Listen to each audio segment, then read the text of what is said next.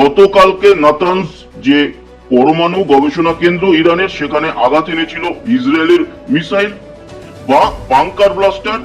আর এবার কিন্তু ইসরায়েলের ডিমোনা বলে একটি শহর আছে, সেই শহরটাকে আবার বলা হয় লিটল ইন্ডিয়া।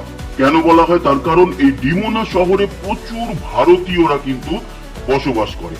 এই ডিমোনা শহরের সারিন পেরেজ নেগেভ বলে একটি পরমাণু গবেষণা কেন্দ্র আছে।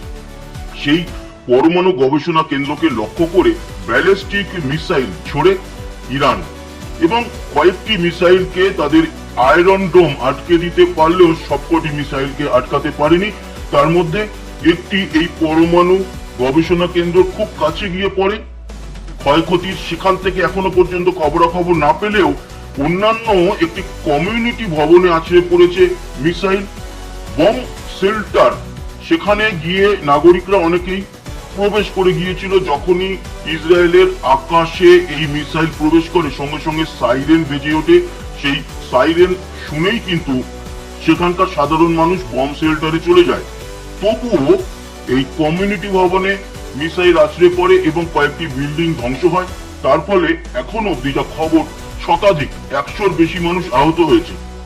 কতজন মৃত হয়েছে এখনো পর্যন্ত সঠিক তথ্য পাওয়া যায়নি, তবে মৃত সংখ্যা কয়েকজন তো হবেই, অন্তত 10-15 হবে এটা মনে করা হচ্ছে। যদিও ইসরায়েলের তরফ থেকে মৃতের সংখ্যা এখনো প্রকাশ করা হয়নি, বলা হয়েছে যে আহত হয়েছে শতাধিক। তার মানে নাতানজ যে পরমাণু কেন্দ্রে হামলা চালিয়েছিল, বাংকার ব্লাস্টার ফেলেছিল আমেরিকা এবং ইসরায়েল, তার একটা বদলা ইরান কিন্তু নিল এই ডিমোনার শহরের সারিন পেরেজ নেগেভ পরমাণু গবেষণা কেন্দ্রে হামলা চালিয়ে। চলে আসি পরের খবর। ডিয়েগো গার্সিয়া বলে একটি দ্বীপ আছে আমাদের ভারত মহাসাগরে, ভারত থেকে দক্ষিণে, শ্রীলঙ্কার দক্ষিণে বা মরিশাসের দক্ষিণে।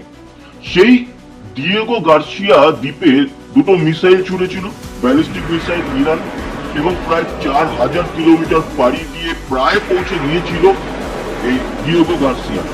এবার এই ডিয়েগো গার্সিয়া কি? ডিয়েগো গার্সিয়া হচ্ছে এমন একটি দ্বীপ যেখানে এয়ারবেস রয়েছে, এবং সেই এয়ারবেস পরিচালনা করে আমেরিকা এবং ব্রিটেন একসাথে। তাদের অনেক সিস্টেম রয়েছে সেখানে, অনেক ফাইটার জেট রয়েছে। তাকে রক্ষা করার জন্য এবার কিন্তু একটি পরমাণু চালিত সাবমেরিন, যার নাম হচ্ছে HMS অ্যানসন, তাকে মোতায়েন করা হলো। প্রায় 8800 কিলোমিটার পাড়ি দিয়ে ডুবোজাহাজ বা সাবমেরিনটি সেটি পৌঁছেছে। একে মোতায়েন করা হচ্ছে আরব সাগরে, সম্পূর্ণ ভারত মহাসাগরে নয়। তাকে আরব সাগরে মোতায়েন করা হচ্ছে যাতে তার মাথার উপর থেকে গিয়ে ডিয়েগো গার্সিয়াতে কোনো হামলা না চালাতে পারে।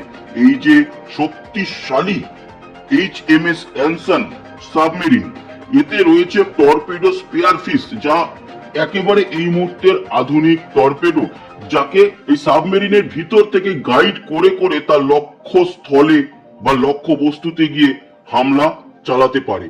আর রয়েছে একেবারে আধুনিক টমাহক মিসাইলের ব্লক 4। তার মানে বোঝাই যাচ্ছে যদি ইরান এবার আবারও ডিয়েগো গার্সিয়া দ্বীপের উপরে হামলা চালায়, তাহলে এই সাবমেরিন থেকে কিন্তু এই টমাহক ব্লক 4 মিসাইল ছুড়বে ইরানের দিকে ব্রিটেনও। তার মানে ব্রিটেনও কিন্তু এবার এই যুদ্ধের মধ্যে জড়িয়ে যাচ্ছে। তবে কি তৃতীয় বিশ্বযুদ্ধ দেখতে চলেছে এই পৃথিবী? জানা নেই, তবে পরিস্থিতি খুব খারাপ। সঙ্গে থাকবেন, আমাদের সাবস্ক্রাইব করে লাইক শেয়ার করবেন, কমেন্ট বক্সে আপনার গুরুত্বপূর্ণ মতামত জানাবেন।